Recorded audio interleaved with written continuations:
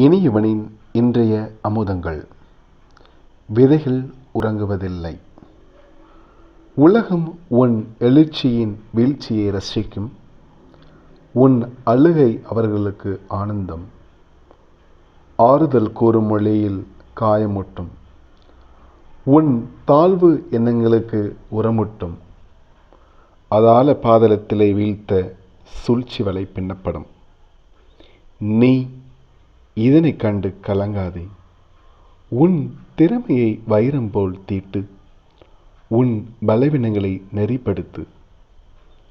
எண்ணங்களை கூர்மையாக்கி பாதையை நேர்வழிப்படுத்து. ஓயாத அலை போல் உலை. ஏனெனில் விதைகள் உறங்குவதில்லை, விருட்சமாய் எழும்.